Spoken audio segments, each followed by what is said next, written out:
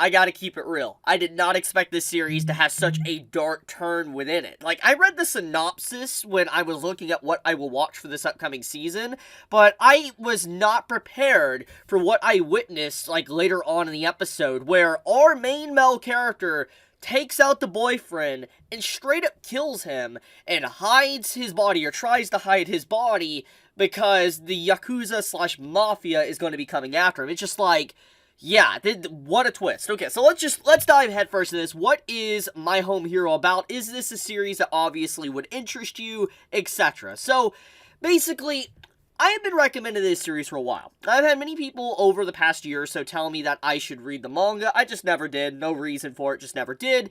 And then, obviously, an anime is now out for it, which is, the first episode. Sat down, watched the first episode, and here's my overall first impressions of it. I enjoy what I watched. Like, it was a really good first episode. Like, straight up. I had fun. I'm going to watch episode 2 when it comes out next week. But if there is one thing I think that is going to be a big deterring factor of this series that's going to get people to not want to continue watching, it's probably the art and animation. And let me explain, okay? So, basically, if you watch this episode, you're going to see that the plot, the characters, etc., they're really good. Like, it's a solid story. Like, straight up, the story shines through and it really carries this phenomenal episode. But the art and animation is definitely left to be desired. Like, there is definitely a low quality here. I'm not saying it's absolute trash. I'm not saying, like, it's the worst thing I've ever seen.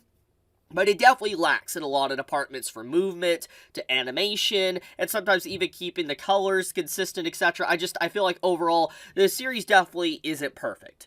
But, at the same time though, I will say that the story on full display here with the characters is 100% fascinating. And let's just get right into that, since I've already talked about the art and animation. So basically, what's going on within this first episode is that this guy right here, he is what I assume when I read the synopsis, I thought he was going to be the main villain. Like, I thought he was going to be the main antagonist of My Home Hero, because obviously he was the one that was hurting the main male characters, his daughter, literally hitting her. Like, we literally see at the beginning of the episode where she's, like, covering her face, she has glasses on, and at first glance you might assume she's hiding her identity because, she's a celebrity of some kind. Because this is a trope we have seen in a lot of different anime. But as it's later revealed, she has a lot of markings, bruises, etc. all over her face, which basically shows that the boyfriend she currently has is literally continuously hitting her. And it's disgusting, it's messed up, and it's just like, obviously something needs to be done. And later on in the episode, like a few minutes later, the main male character, the actual, father of the girl that's getting abused, he encounters the Yakuza people, part of, that his daughter's, like, boyfriend group and all that, and he gets basically blackmailed, like pictures taken of him, etc., to straight up ruin his entire career, ruin his entire life, very high up status people, so to speak, like the Mafia.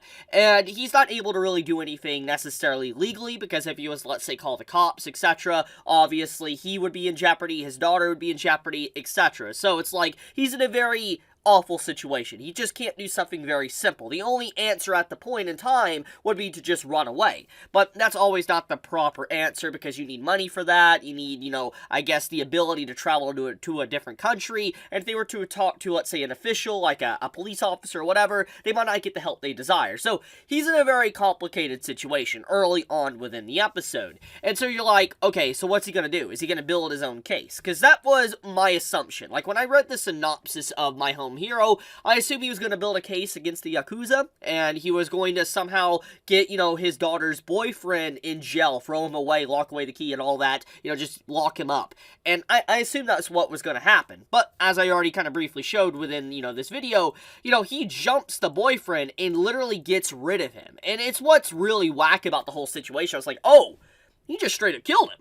And I'm like, okay, so our main male character that I thought was going to be like a hero since My Home Hero, and he was, the father probably building a case, straight up seeing him, like, kill and murder, his daughter's boyfriend, like, yeah, the guy's a scumbag, but I was just like, okay, I didn't expect this direction.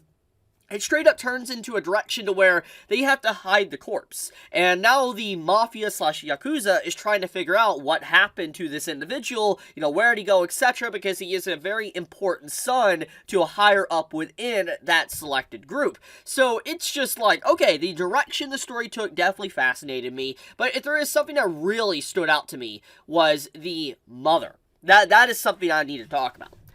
So, obviously, when you see this scene, it's clear that the father feels like a little bit of regret. He realizes what he's done. He just took a life, and he's like, holy crap, this is horrible. He realizes the repercussions. Everything's coming full swoop into his mind. He's dealing with the burden of what he just did, and how everybody right now, part of his family, is in complete danger.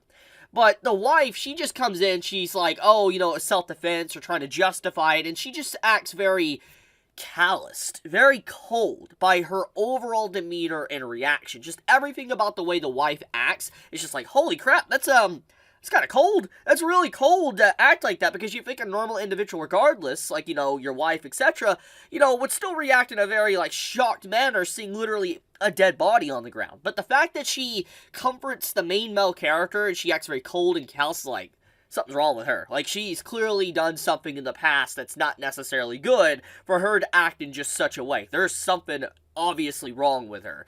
But, pushing that aside for a second, basically, so, besides me being shocked about the antagonist not necessarily being the guy that's dead, I think that the story is very promising. I do like the ability of trying to hide it from the daughter. For instance, you know, right now the two parents are trying to hide what happened to her boyfriend, not letting her know what exactly happened, but it's very clear why they don't want her to know. But it's just like, okay, so they gotta hide it from her, you know, their daughter, take her away somewhere else, and also try to figure out what to do with a body that the mafia is obviously looking for. It's an incredibly dark premise that like I said, I am fascinated in.